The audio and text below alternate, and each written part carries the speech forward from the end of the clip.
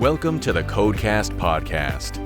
Real-world insights for your daily medical coding and billing processes. And now, here's your host, Terry Fletcher. Hello, everyone, and welcome to the CodeCast Podcast today. My name is Terry Fletcher.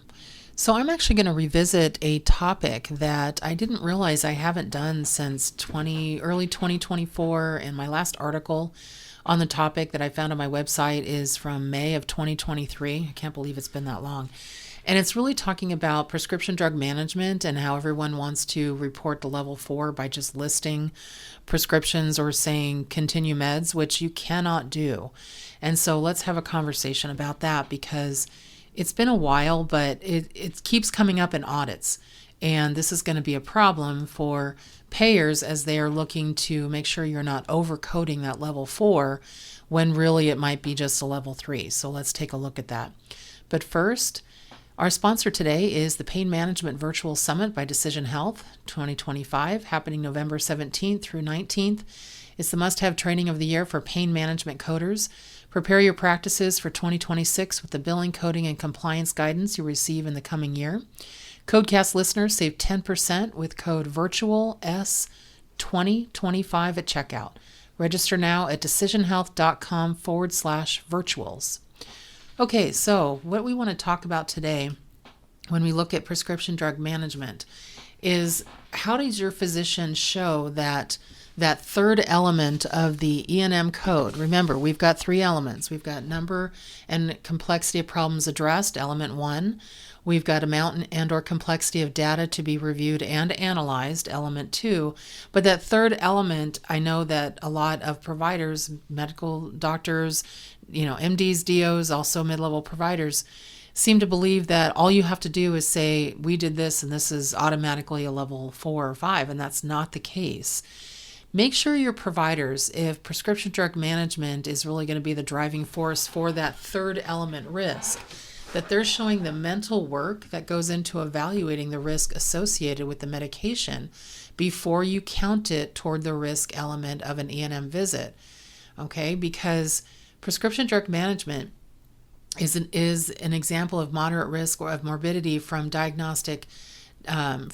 diagnostic testing or treatment according to the CPT manual's medical decision-making table. However, the manual does not contain a description for prescription drug management, and so it just lists it, and it has kind of left coders and auditors wondering, okay, does the note just saying continue medications, does that automatically raise the risk area to moderate? And if not, what do you have to have in there? Well, understanding that every mention of prescription drugs, that is not automatically moderate risk. And sometimes we have to kind of reprogram auditors and coders to understand when they updated the guidelines that they want the risk factor that's involved. And all prescriptions are not necessarily moderate. The update in 2021 and 2023 was meant to communicate that all prescriptions, again, are not moderate. It depends on the level of decision-making the provider has to employ when they are treating the patient with a prescription. I've had different conversations with my fellow colleagues on this, Christine Hall and Doris Branker, who is awesome on this topic as well, and also with Stephanie Allard. And we talk about this at length, especially when we're dealing with pain management or we're dealing with primary care or we're dealing with orthopedic. And it's just interesting when we see just very little in the medical record that talks about just listing the meds or even listing medications that the doctor that we're talking about is trying to get that higher risk didn't even prescribe and doesn't give any information about how it's impacting their visit today. So you can find some documentation hints in some of the MedLearn Matters articles and CPT Assistant articles. So for example, there's an article from November 2022 that states, and I'm quoting, "Simply reviewing a medication list does not constitute prescription drug management." Now remember, CPT Assistant, that's AMA, and they're the ones that create these tables for medical decision making. In that same issue, there was a question and answer part of that that it says a provider can count prescription drug management for the following scenario. Now, it involved a high school student who developed acne from his football helmet chin strap. So just on presentation, that's probably a low-level number and complexity of problems addressed, if that's all it was. Remember, you have to have 2 out of 3 out of all of those 3 elements I mentioned to even get the higher level of service. But if the third element, risk, it turned into moderate, how would that happen? Well, if the doctor just put down a prescription for topical benzoyl peroxide was given to the patient, and that was it, PRN. And I see that a lot of times. I also see that in urgent care where they're like, we gave this to the patient, PRN, a Z-Pak. Call us if there's any other problem. That's not management. That's just saying, here, we don't anticipate that you're going to have any risk from this additional treatment. But here's what the article said, and I'm quoting, it said, in a prescription for topical benzoyl peroxide, 5%, and clindamycin, 1% gel is provided. Potential side effects of prescribed medications were addressed to the patient, such as fatigue, and skin care is discussed, and also hygiene and keeping the area clean. So that scenario indicates the provider did more than just write the prescription and send the patient on their way. They also addressed possible risks of medication with the patient, which could affect their ability if they're age to drive, or if they are involved in school sports where they were having an issue of fatigue after taking that medication. That's a big deal. An article in CPT Assistant January 2025 states in part that a physician or qualified healthcare professional who's treating the patient, they have, quote, for the condition for which the prescription drug is introduced as part of the patient's treatment plan, unquote, can count giving the patient a drug sample as prescription drug management when the treating provider assesses and documents the risk level of the services performed, including medicine management based on the specific patient risk factors and associated risk typically seen with the drugs for the similar types of patient, and also writes a prescription. So just giving a sample isn't enough. You have to write a prescription as well. Also, make sure you're checking out what Medicare says. Some of the Medicare administrative contractors, which are MACs, a lot of them have it available. I know Noridian does. I know that Novitas does. Blue Cross Blue Shield, Regence has them. And so, I know that when I can't think of it off the top of my head, but Illinois, WPS, just thought about it, WPS, Medicare. So they've published definitions of prescription drug management and what they need as far as documentation that will support it. And you need to train not just the providers and coders on this guideline, but also if you have internal auditors who are checking your Medicare claims, they need to look at this when they're reviewing charts. I know I do. I'm always looking at the different information, because what do our doctors and what do our providers always say? Well, where does it say that? They always say that when we try to bring up a controversial topic. And if myself as a coder, auditor, biller, compliance person, I'm doing a lot of audits, as you probably have heard me say, if we don't follow the guidelines that were in effect on that date of service, the guidelines are your best defense against improper denials or, demands for overpayment. But really start training and sharing the common points on prescription drug management based on the review of different Medicare providers. This is what Medicare payers, I should say. This is what we found. Providers must show their mental work, otherwise known as medical decision making. How did they get there? What is the goal for this prescription? What's the consequence or the risk if the patient takes it or doesn't take it? So that's going to be an issue. The note must demonstrate that the provider evaluated the risk of the medication or medications for the patient for that visit today. And then again, you can't count prescription drug management if the treating provider only documents that reviewed patient's medication, or they say renewed prescription, or say, discontinued. Now, I know that sometimes it's controversial because I have seen on Noridian where it says prescription drug management, it says it can include changing or discontinuing or initiating a prescription, but they also give you the other elements saying that you've got to have a conversation about that, where, for example, Noridian goes on to say, especially in Part A, the documentation should show the quote-unquote work and or risk involved in managing the prescription. So in Part B, they say examples of evaluation of risk include considering whether the medication could harm the patient, whether it can interact with other drugs the patient's taking. That's a big one. I mean, why would we not give the patient beta blockers, or why would we not, let's say the patient's on beta blockers, then if they need a pain injection, we probably would schedule something different for them. If they're on a blood thinner, we would make a different decision for them. And whether it can interact with other drugs, as I mentioned, whether the patient can self-administer the drug by injection, or can they open the pill bottle, and then addressing concerns about maybe cost in patient. That's also in a social determinant of health on the moderate level risk, and patients' concerns about the medication as far as access to it. So NGS, another MAC carrier, requires treating providers to document at least one of the following factors to support prescription drug management. It says the practitioner is evaluating the appropriateness of the prescription drug, or why continuing a prescription drug for the patient is important. Again, the prescription drug or drugs that the provider is considering, and why. They always want the why. What is the decision to start the patient on a new prescription? What happened to the old prescription? The decision to stop or start a drug, or to adjust the dosage related to changes in the patient condition should be documented in the note.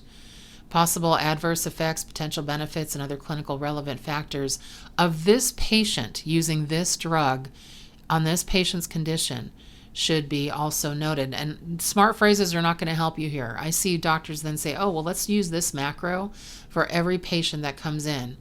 No, that's not it. It has to be specific to the patient.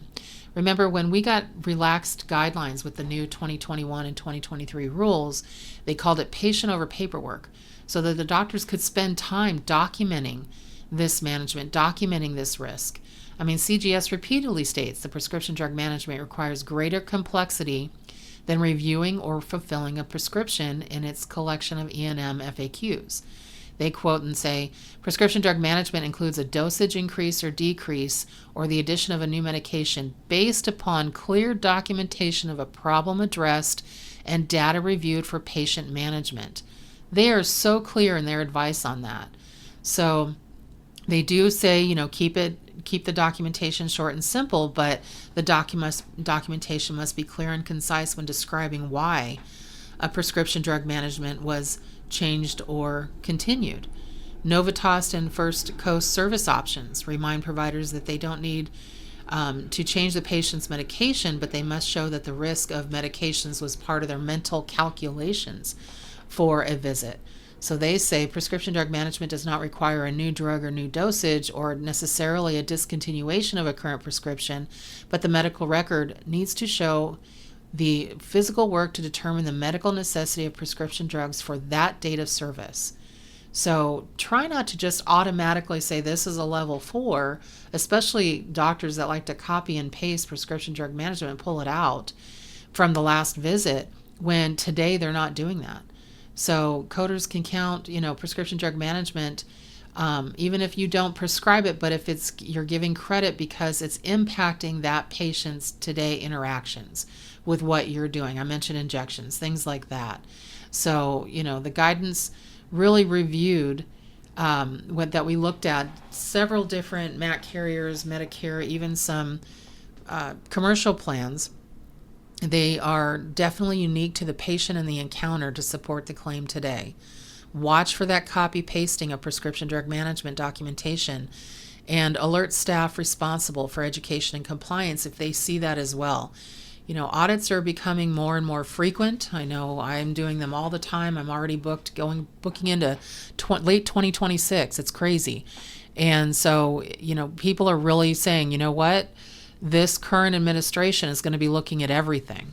So it's important to make sure you're tightening up your compliance policies on this. So I know that a couple weeks ago I did talk about telehealth, and I just had a webinar to update everyone. I also wanted to give you some information because I also keep track of what's going on in Congress as far as the Senate and the House, and to see if there's any House bills or anything that's on the calendar for Congress that they're going to be looking at. There's only been one so far, and this is House Bill, this was H.R. 1107, and it's called Protecting Veterans Access to Telemedicine Service Act of 2025. Now, what this is, it actually passed the House on the 16th of September, but it's only for veterans. It says they'll permanently authorize certain Department of Veteran Affairs healthcare professionals to use telemedicine to deliver, distribute, or dispense controlled substances that are prescription drugs to patients who are eligible for VA healthcare, regardless of whether the healthcare professional has conducted an in-person examination. But they also go on to say the healthcare professional must be authorized to prescribe the class of such controlled substance under the active, current, and full and unrestricted licensure and certification, acting in the course of professional practice, and delivering, distributing, or dispensing this substance for a legitimate medical purpose. And again, VA only. That's the only bill. There's nothing else on the calendar. So if those of you that didn't attend my telehealth update, because everything's going to change on October 1st, we just got another update for that. There's nothing in Congress saying that they're going to extend the geographic location or certain providers that have been enjoying the telehealth option. And so if you didn't attend the webinar that I gave with Stephanie Allard on the 18th, we do have it on demand. You can't get a CEU for it, though. You had to attend it live. But we are also going to repeat it probably in December, because some other flexibilities will expire December 31st. But you need to get a hold of it, because it's important in all of our cited references so that you know what's going on. But, always keep a look at congress.gov. And you can always, search it out, type in telehealth and see what you find. But right now they only had that one, and there's nothing on the calendar saying they're going to extend telehealth as we know it. And the last E&M MedLearn Matters article was just updated for September 2025 from July, and 67, 64. And that one also states that it's reverting back. And so it's like people don't believe it. We couldn't believe. I mean, we had a pretty good crowd. We had, I think, 40 people that attended our webinar, but it should have been more. We could not believe that people are now emailing us saying, hey, what's going to happen in less than 10 days? We're like, we tried to tell you. So you really need to get that information to you. If you are one of my membership clients, go to terryfletcher.net. You can join our Coding Corner membership, and we're more than happy to just give you some information on how that's going to happen. If you're not a membership client and you do send me a question, I send you a link to join the membership. I get over 100 questions, coding, billing, compliance questions a week, and so we do need you to be a paid member. So just keep that in mind. All right, everyone. Well, my Steelers did not fare so well last week. We played terrible, actually. One of our rookies made a terrible mistake on the kickoff, didn't realize the ball was always alive and didn't fall on it, and so that gave Seattle an automatic touchdown, and then our momentum just went down the toilet from there. But let's hope that we win against the Patriots. I won't know as of this recording, because I'm recording this before Tuesday, but hopefully next week I'll be in a really good mood. So everyone, hope you have a good rest of your week. Make it a great day, and thank you for listening to the CodeCast Podcast. For more information on medical coding, billing, auditing, and compliance, including how to hire Terry, follow Terry on Twitter @TerryCoder1, or visit her website at www.terryfletcher.net. Podcast producer Joe Kuzma. Music producer Dassassin Music.